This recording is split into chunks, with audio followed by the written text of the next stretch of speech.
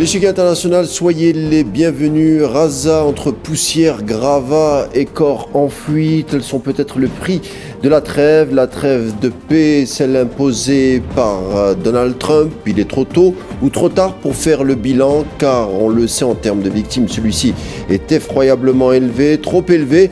Un plan de paix donc signé Donald Trump, que beaucoup présentent comme historique, qui prévoit un accord échelonné pour éviter à l'avenir de futurs massacres. On se posera la question, étant donné que les déclarations du président américain, son fameux art de paix, comme il le vante lui-même, n'évoquent pas le terme de génocide et surtout évite d'évoquer surtout le cas de Netanyahou, dont l'avenir vraisemblablement sera judiciaire.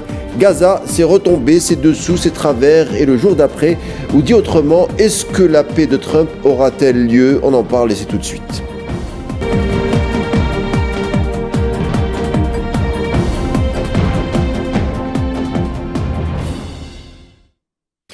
La paix à Gaza, selon M. Trump, quelle place réelle pour les Palestiniens? Une diplomatie de la Maison-Blanche prépare-t-elle autre chose que de futurs chocs à Gaza?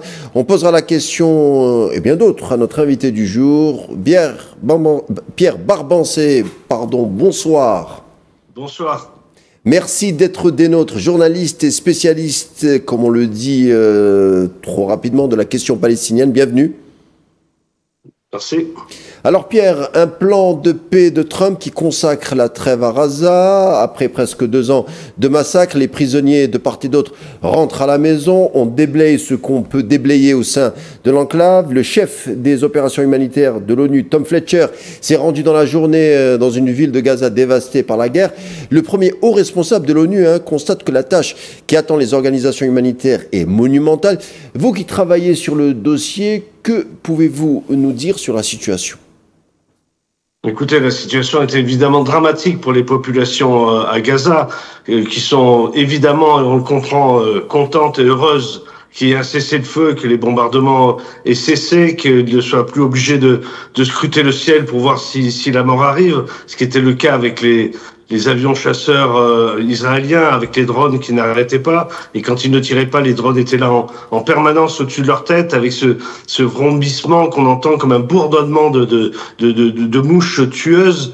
Ce qu'ils n'entendent plus tellement aujourd'hui, encore que l'armée israélienne est toujours présente dans Gaza. Et c'est aussi tout ce qui retient vraiment les Gazaouis aujourd'hui de se retrouver contents, d'abord parce que un certain nombre peuvent enfin rentrer chez eux, mais chez eux c'est le lieu, mais ce n'est plus les maisons, car très souvent, vous le savez, les maisons sont détruites, car la bande de Gaza est détruite à plus de 80%. Donc c'est une joie qui est quand même retenue, parce que tout est aujourd'hui à reconstruire, y compris les hôpitaux sont en partie détruits, ça manque de médicaments.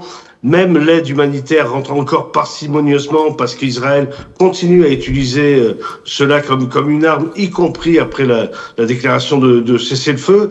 Donc c'est une joie, mais c'est une joie qui est limitée aujourd'hui. Pourtant, Donald Trump, le président américain, parle de paix historique. La semaine dernière, il a multiplié les déclarations tonitruantes qui allaient dans ce sens. Au Parlement sioniste, il évoquera également que une aube historique du Moyen-Orient est en train de poindre. On connaît son côté saltimbanque, bien sûr. Mais lucidement, l'horizon pour la région esquissé par le président américain, semble un peu vague. Certes, il y a l'arrêt des bombardements, mais la colonisation continue, notamment en Cisjordanie. D'ailleurs, la Cisjordanie n'est jamais évoquée par le président américain.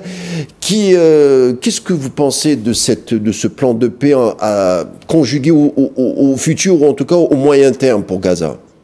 Écoutez, moi, personnellement, j'ai du mal à l'appeler plan de paix. Je préfère dire le plan Trump. Car Donald Trump a ses objectifs.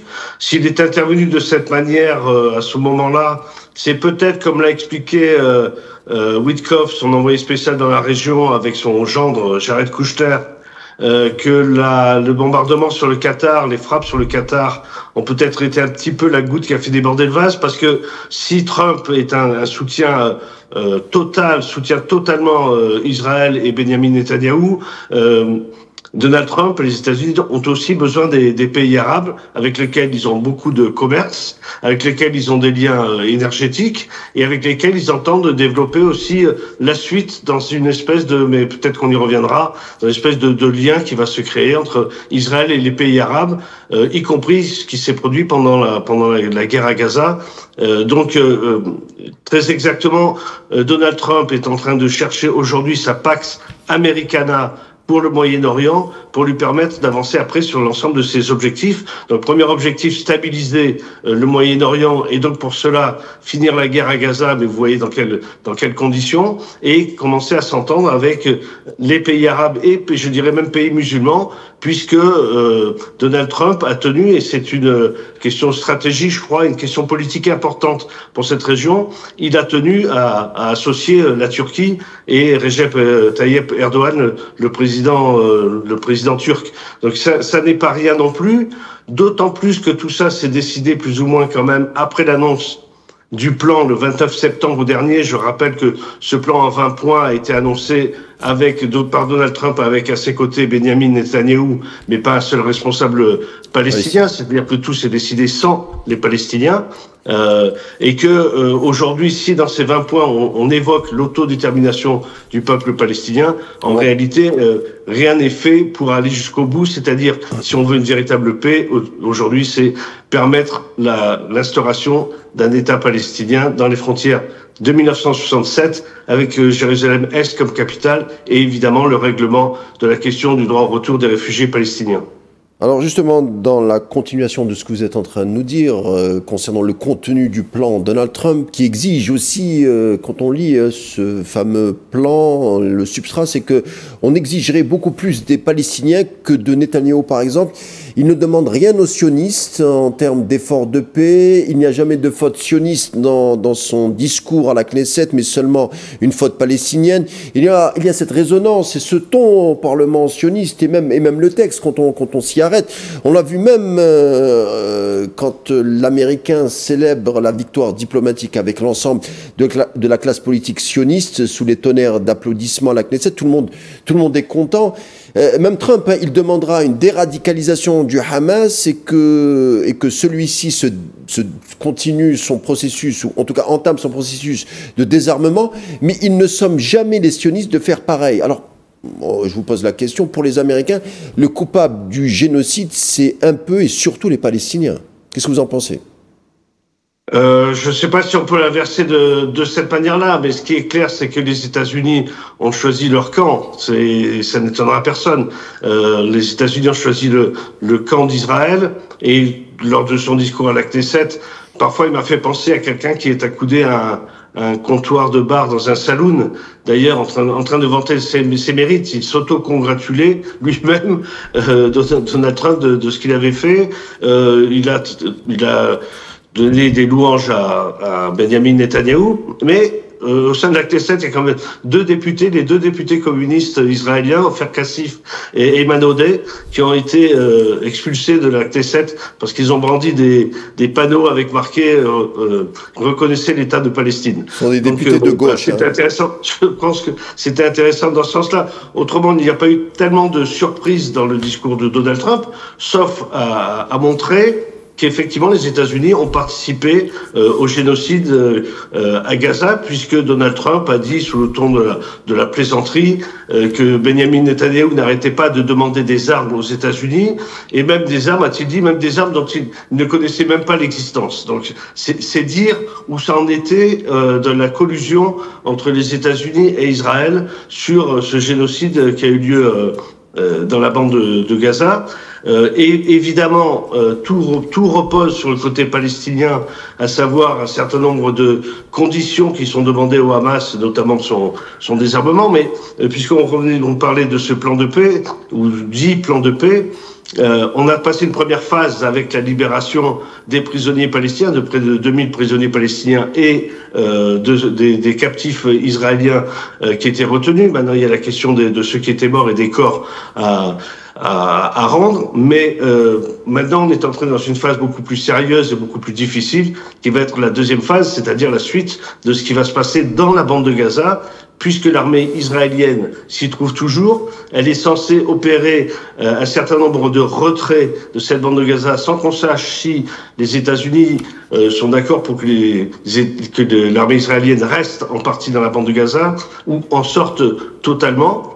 Donc là, quelque chose se joue, d'autant plus que les Israéliens ont dessiné ce qu'ils appellent une ligne jaune, que les Palestiniens n'ont pas le droit de franchir. Or, vous voyez bien qu'une ligne jaune dans un endroit pareil, c'est quelque chose d'inconcevable pour les Palestiniens eux-mêmes. Et donc, l'armée israélienne s'est permis de tirer sur beaucoup de Palestiniens ces 2 derniers jours, sous prétexte qu'ils avaient franchi cette ligne jaune. Donc, tout ça est très, très instable. Avec un bilan de 15 morts. Alors, le génocide à Gaza, c'est plus de 70 000 morts, 20 000 enfants tués, 70% de structures détruites et 90% de la population déplacée. Alors, Pierre en donne des chiffres qui sont des chiffres un peu distancés, un peu froids, mais ce sont des vies, ce sont des parcours, ce sont des visages, ce sont des corps, ce sont des souvenirs. Trump, symboliquement, n'a pas pipé mot sur ce carnage de civils palestiniens, il faut le dire. La colonisation, c'est aussi la déshumanisation de la Palestine, et c'est un peu ce qu'on est sorti à travers le discours, la rhétorique dite du plan de paix de Trump.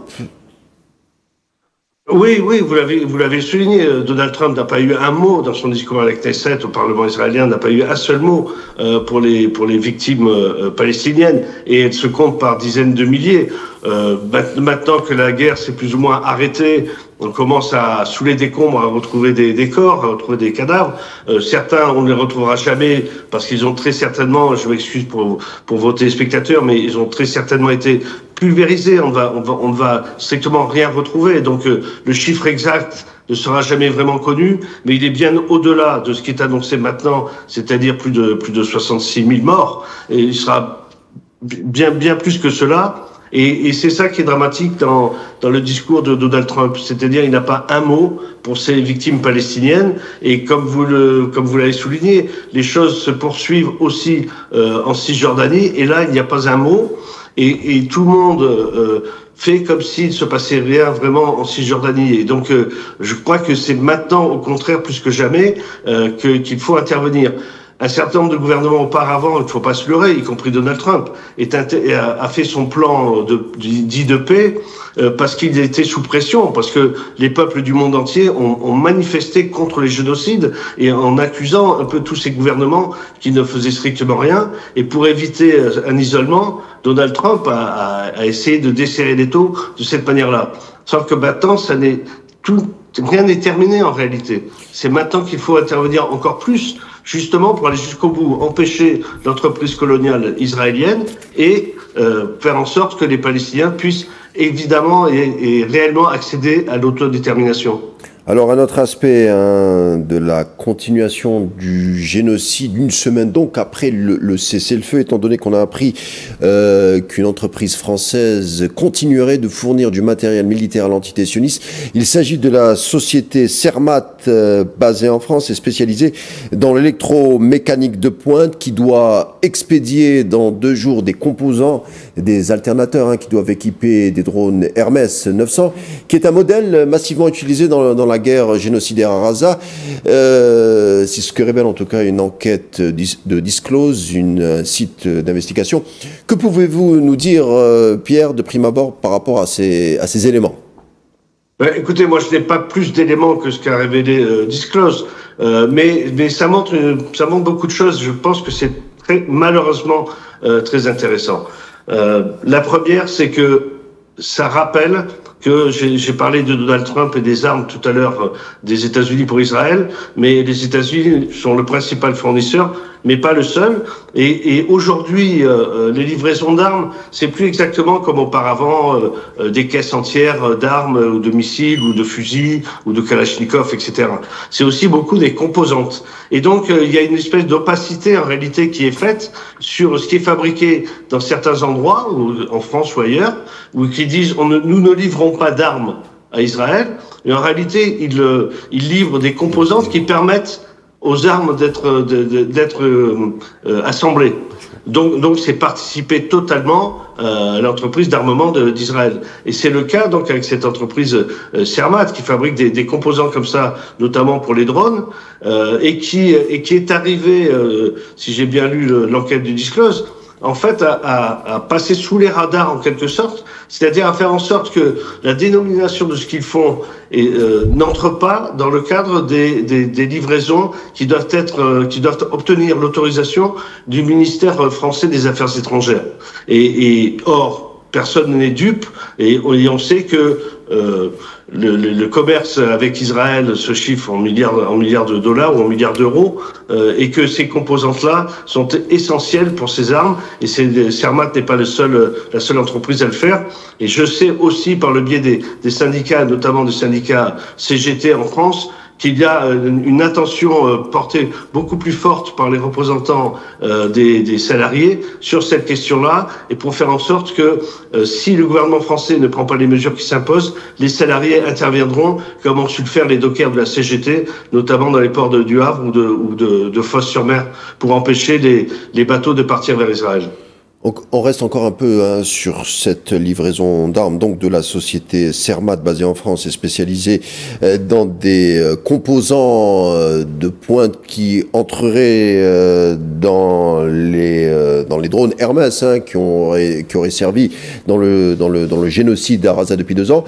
Et ce contrat n'est pas une exception, puisque depuis 2 ans, l'entreprise française aurait livré de nombreuses pièces à Elbit Systems, l'un des principaux fournisseurs à l'armée sioniste, pour un montant de 843 000 €, et la majorité des livraisons ont eu lieu après le 7 octobre. Donc la France aurait participé au génocide, c'est un point, et la France aurait également autorisé, fin octobre 2023, l'acheminement d'au moins 100 000 pièces de cartouches et fusils. Pourtant, le Premier ministre Lecornu a insisté, c'était mardi, à l'Assemblée nationale, en disant « Je ne peux pas accepter qu'on dise que la France ait participé au génocide à Gaza ». Alors, est-ce que votre journal, donc l'Humanité, est-ce que vous avez des éléments à nous fournir? Est-ce que vous travaillez sur le sujet? Est-ce que vous êtes au fait de ces éléments, de ce type de contrat? Et est-ce que vous savez si la classe politique française, en la première personne de Lecornu, est au fait de ce type d'armement, ou de ce type de contrat d'armement, pardon? Je crois que nous avons un petit souci de communication avec Pierre Barbancé. On va tenter de le récupérer, bien entendu. Alors, je vous le disais, ce contrat n'est pas une exception. Il s'agirait de la société Cermat, basée en France, qui doit livrer donc des composants qui entreraient dans les drones Hermès. La livraison doit se faire dans 2 jours. Pierre Barbancé nous disait que les travailleurs ou les représentants de la CGT pourraient éventuellement faire pression sur la dite société. C'est le site d'investigation Discount, en tout cas, qui nous livre tous ces éléments. Et ce contrat n'est pas une exception, puisque l'entreprise française avait déjà livré à Elbit Systems, l'un des principaux, c'est une société sioniste qui participe également au génocide, puisqu'elle a livré beaucoup d'éléments et beaucoup d'armes à l'armée sioniste. Cette société travaillerait très, comment dirais-je, très proche des acteurs français pour justement livrer des armements, et tout s'est passé après le 7 octobre, ce qui, en termes juridiques, nous incite à conclure que le contribuable français a servi, l'argent du contribuable français a servi d'argent au génocide à Gaza, et c'est bien malheureux. Est-ce qu'on a récupéré Pierre Barbancé? Oui, je suis là. Alors Pierre Barbancé, je vous le disais juste avant la coupure, le ministre Lecornu avait insisté le 14, donc c'était mardi à l'Assemblée nationale, avait insisté en disant qu'il rejetait toute idée est-ce que la France ait participé au génocide à Gaza. On le voit avec ces éléments donc diffusés par le site en question, que c'est pas vraiment le cas. Il y a quelque chose de cocasse dans l'intervention de celui qui est Premier ministre maintenant, pour la 2e fois d'ailleurs en quelques jours. c'est que lui-même était ministre des Armées auparavant. Et donc, évidemment, c'est la même personne. C'est-à-dire que le Premier ministre parle de ce qu'aurait fait le ministre des Armées auparavant, et c'est lui-même. Alors, comme le gouvernement français se refuse en plus à utiliser le mot génocide, je crois qu'il est en train de jouer sur les mots. Et depuis le début, effectivement, il promène tout le monde. Le gouvernement et Emmanuel Macron, y compris, promènent tout le monde en disant « nous ne livrons pas d'armes ». Et de toute manière, bon, ils n'ont pris aucune mesure de ce type-là, comme on pu le prendre, comme l'Espagne l'a fait, par exemple, pour empêcher, y compris des bateaux, de venir s'installer dans les ports français, même s'ils sont juste en transit. Donc, effectivement, il n'y a pas de débat en France sur cette question-là. En tout cas, le gouvernement français n'entend pas développer un débat sur ces questions-là, et en tout cas, est en train de cacher les choses en s'abritant derrière des arguties juridiques. Et donc, je pense que c'est très dangereux politiquement, parce que, effectivement, la France, de fait, a participé à l'entreprise génocidaire d'Israël, et deuxièmement, on s'aperçoit qu'en fait, ça n'a pas suffi et que tout continue. Et donc, le gouvernement israélien et un certain nombre de pays étaient isolés ces dernières semaines, encore une fois, à cause des manifestations mondiales. Hein, dans tous les pays du monde, il y a eu d'énormes manifestations contre les génocides. Israël a été totalement isolé et tout le monde a pu voir ce que le régime israélien était capable de faire. Et puis maintenant qu'il y a le cessez-le-feu, tout serait redevenu à la normale et on pourrait commencer à continuer à faire du business comme auparavant. Et je crois que cette posture-là est pas seulement dangereuse pour la suite des événements, elle est moralement indigne. Alors, Pierre Barbancé, on arrive à la fin. Je vous demanderai une courte réponse, s'il vous plaît. Il y a un ancien ministre français un ancien ministre de l'Intérieur français qui disait que les promesses n'engageaient que ceux qui les écoutent. Je parle de Charles Pasqua. Est-ce que vous pensez que l'armée sioniste maintenant prendrait n'importe quel prétexte pour mettre en place d'autres opérations de bombardement ? Oui, je pense qu'on peut compter malheureusement sur Netanyahou pour essayer d'utiliser tous les moyens possibles pour essayer de reprendre la guerre, puisque c'est une de ses façons à lui de sauver son avenir tout court, puisque vous savez qu'il est poursuivi pour des affaires de corruption et donc il pourrait très bien en fait finir en prison. Et donc la poursuite de la guerre, la poursuite des tensions l'aiderait à ne pas y aller. Et on a entendu Donald Trump à la Knesset demander à la justice israélienne de faire preuve de compréhension et de ne pas inculper, de ne pas continuer à poursuivre Benjamin Netanyahou, ce qui est proprement c'est complètement étonnant d'entendre un président d'un autre pays s'adresser à la justice d'un autre pays pour lui dire ce qu'il faudrait faire. Donc voilà, oui, il y a malheureusement beaucoup de chances pour que Netanyahou prenne beaucoup de prétextes pour réattaquer. En tout cas, on suivra la situation attentivement. Merci d'avoir été avec nous, Pierre Barbancé, journaliste à l'Humanité. Merci pour vos explications et je vous dis à bientôt. Merci. L'échiquier international est fini pour aujourd'hui. On se retrouve demain, même heure et même chaîne. D'ici là, portez-vous bien et bonne suite des programmes sur le 24 News.